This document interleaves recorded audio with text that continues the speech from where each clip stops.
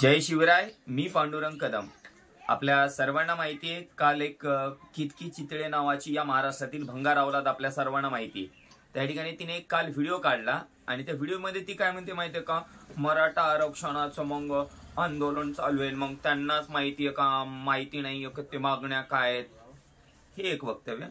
दुसरं ती काय म्हणते की या ठिकाणी दुसरं तिचं असं वक्तव्य आहे की ती म्हणते की माझ्या शेजारी आमचे एक मराठा ओपन कॅटेगरीतले काका होते आणि मग मी त्यांना विचारलं की मुंबईमध्ये गेले असता तुम्ही तिथं आंदोलनाला का गेलात, तर त्यांनी मला सांगितलं की मी ते येड्याची जत्रा पाहायला आणि टाइमपास करण्यासाठी गेलो।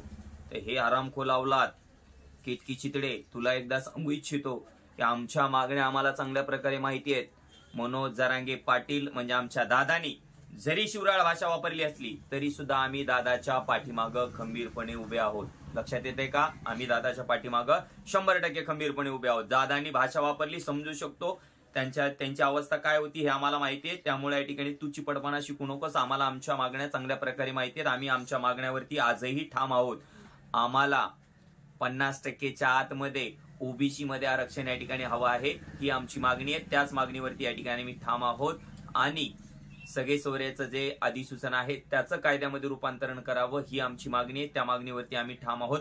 आमच्या पहिली दुसरीच्या लेकराला सुद्धा आमची मागणी माहिती आहे। त्यामुळे तू चिपटपणा शिकू नकोस। राहिली दुसरी गोष्ट, तू म्हणतेस की आम्ही जे मराठे कोटीच्या संख्येनं मुंबईला गेलो होतो ते टाइमपास करण्यासाठी गेलो होतो, येड्याची जत्रा होती। येड्याची जत्रा तुझ्या घरात घुसली असली तर कळाली असतीस। लक्षात येते का तुला? म्हणजे आम्ही का तुला आमचे जे आमच्या बांधवांना 20-20 लाखाचं पॅकेज आहे ते मराठा बांधव या ठिकाणी मुंबईला आले होते, वाशीला आले होते, ज्यांना 20-20 लाख रुपयाचं पॅकेज आहे, ज्यांचा करोडो रुपयाचा या ठिकाणी टर्नओव्हर आहे, असे मराठा बांधव या ठिकाणी मुंबईला आले होते। ते का तुला येडे वाटले का? येडे तुम्ही आहेत। या महाराष्ट्राला येडं बनवण्याचं काम या ठिकाणी तुम्ही करत आहात। अर्धनग्न कपडे घालता, स्कर्ट वरती फिरता आणि आम्हाला हिंदुत्व शिकवता। कपाळाला आयुष्यात कधी गंध नसतो आणि आम्हाला हिंदुत्व शिकवतात।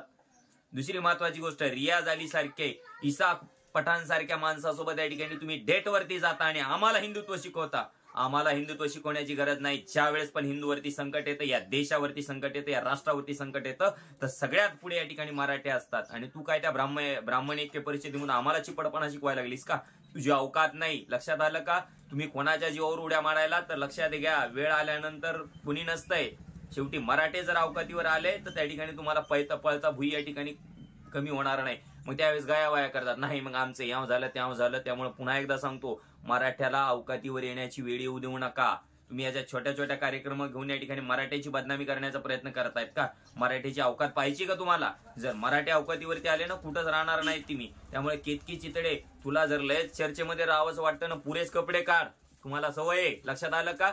तुम्ही पुरे कपडे काढ, पण मराठ्यांना टार्गेट करण्याचा प्रयत्न करू नकोस, नाही तर त्याचे परिणाम या ठिकाणी तुला भोगावे लागतील। अशी सवय ना तुला इथपर्यंत घालतीस, अलग लक्षात। आणखी थोडे वर कर आणि वरची थोडा खाली कर, पण मराठ्यांना टार्गेट करून चर्चेमध्ये राहण्याचं काम करू नकोस। तुला काय करायचं ते या ठिकाणी तू करू शकते। चर्चेत राहण्यासाठी तुम्हाला सवय काय करू शकतात ते तुम्हाला माहिती आहे। तोकडे कपडे घाला, नाही तर घालूच नका, परंतु मराठ्यांना आणि मनोज जरांगे पाटील यांना टार्गेट करून जर या ठिकाणी चर्चेत राहण्याचा प्रयत्न करत असाल तर तिथे येऊन या ठिकाणी त्याचं उत्तर दिलं जाईल।